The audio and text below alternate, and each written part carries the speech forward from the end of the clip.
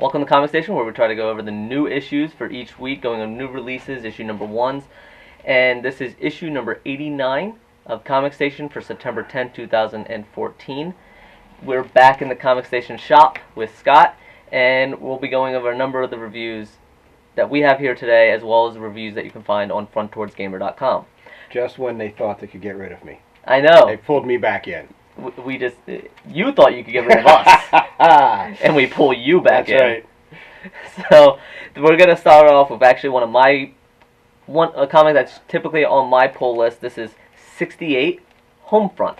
This is the 68 comics is Vietnam War with zombies. This one is, as you can probably tell from the title, is in America, and it starts off with a more rural town in Pennsylvania, and during the time of the Vietnam War, where they're going, of course, but a homecoming event, a rally, pep rally going on, and it's a group of cheerleaders heading out there. Of course, there's a bunch of mentioning of teenage girls, cheerleaders, mentioning of sex, so forth. So this is a mature title right off the bat, and slowly they start introducing, you see some shambling in the background, and eventually by the end of it you have a full zombie outbreak is starting up.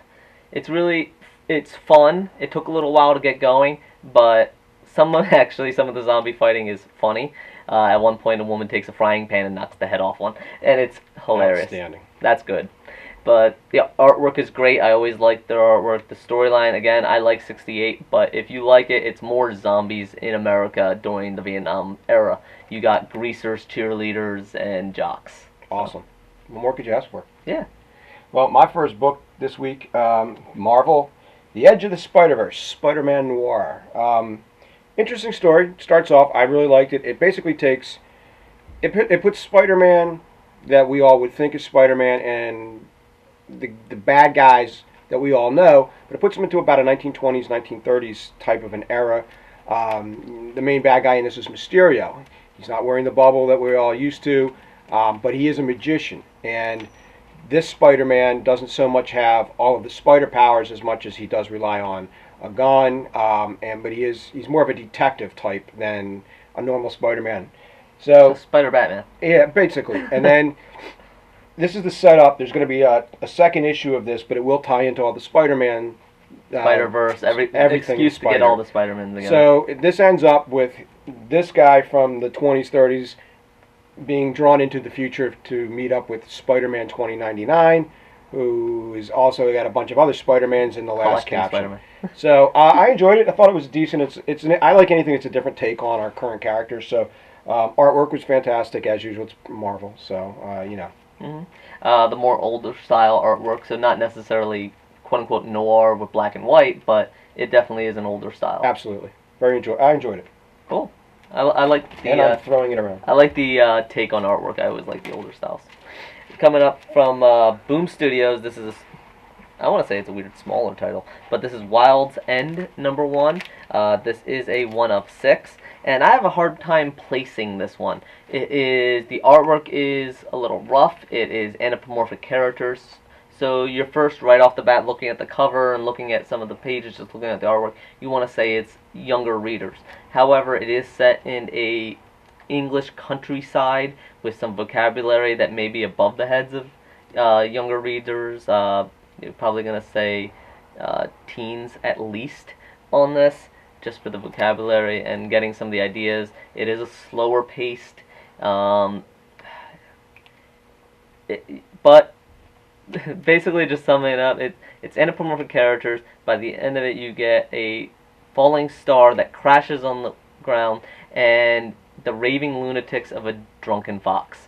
So you got some really good stuff you've been reading. You got Drunken Fox, you got zombies. It's my favorite kind of fox, drunken.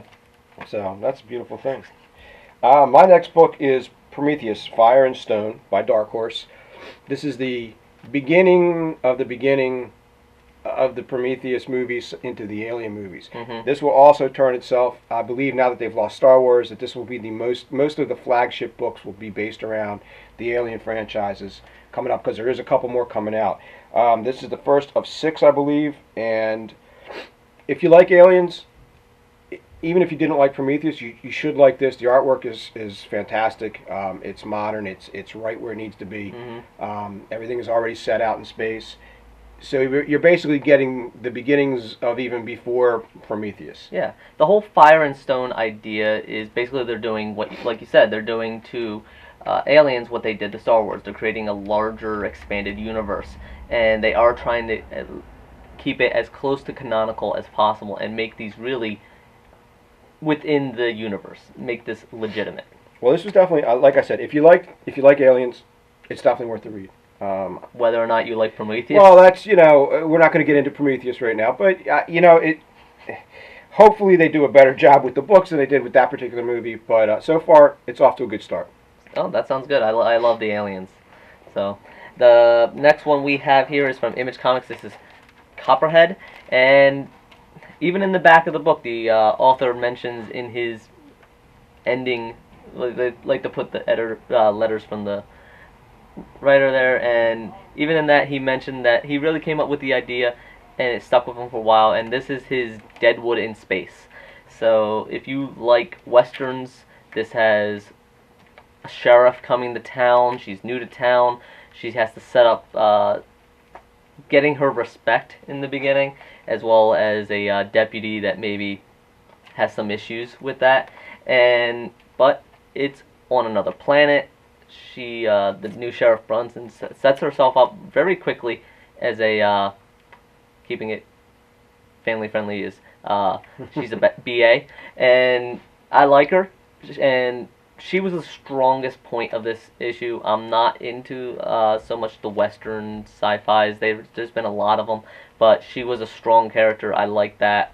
The kid, her kid is interesting. Why she left and why she's going to this far-off Western town planet when she can go anywhere. But so it's interesting. I like it. It's a good story so far. And then, come on, it's Deadwood in space. If you like Deadwoods, check it out. Outstanding. My last book here, this is my favorite book that I read today. This is Annihilator by Legendary Comics. This is Grant Morrison. Yeah, it's Grant Morrison. And with Grant Morrison, it can go either way. It's either really good or really bad, in my opinion. But this one I thought was really good. This is a story of basically a washed-up screenwriter who is looking for just some kind of spark to his next greatest thing. Moves into what is supposedly a haunted, horrible house in Hollywood Hills. Moves in. And at the same time, out in the middle of the universe, there is this massive black hole that's called the Annihilator. It is used as a prison for bad criminals. They get locked up in these houses and basically, over time, get sucked into this black hole. Well, the one criminal that's in this, that gets put away, is trying to defeat death. And in the meantime, back on Earth, our lovely screenwriter, who is in a drug-induced fugue, he is writing the story of this alien. And this goes back and forth. At first, it's a little confusing, but then it really levels itself out, and you see exactly where this is going. At the end of the book, they have a meeting. Now, I'm not going to do anything else to spoil it. But it's a very interesting concept of how it's done. One thing, though, and Paul and I discussed is... big flag. Yeah, mature readers, there's some very heavy drug use in it and a lot of sexual content in part of the book. So just be aware of that, and language is, not so bad, but everything else is definitely adults only. So there's a little text on the barcode, but who reads that? But there's a smaller publisher, they don't always put the parental advisory sticker on. Yeah, and I think this is the first book I've ever read from Legendary. Yeah, that's a rare. Yeah, so I really like it. I thought everything about it's well written. It's the artwork's fantastic, but once again, it is for mature readers. Definitely. I definitely enjoyed this. Was out of the 3 books, this was my favorite today. Very cool. So yeah, we got a lot of strong contenders this week. But of course, you're figuring, hey, what about all the Future's End one-shots? There's a ton of new issues. Well, we didn't cover that because Lito, thankfully for us, covered that on frontwardsgamer.com. He has a kind of wrap-up on the whole Future's End one-shots.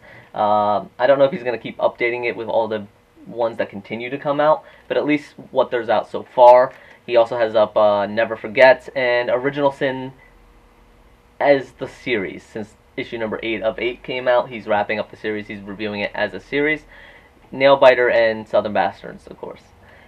And of course, because we're expanding a little bit out of comic books, but related material, and Lito is continuing his reviews of The Strain with episode 9 and Doctor Who episode 3, and Angry Video Game Nerd, the movie. I kind of wanted to see that just to see what weirdness that is. But, of course, one of the bigger titles is The Sin City, A Dame to Kill For. Check it out. That's another hit or miss one. Yeah, I've personally heard not good things about it, but I have not seen it, so I like the first one. The first one was pretty good. Absolutely, I did like the first one. So we'll check that out. But if you're interested, check out the review that Lito did on FrontDoorsGamer.com, and we'll be back next week with all the new issues, trying to cover the highlights. As always, please feel free to leave a comment. Let us know if we missed anything that you're interested in. Did we get any of these wrong? Are you really in love with one of these and we didn't sell it enough for you? But let us know. Keep it going. And let us know if there's anything that we missed that you want to see. Alright? Absolutely. Thank you. And as always, we'll be up every Wednesday. And we will see you next week. See you.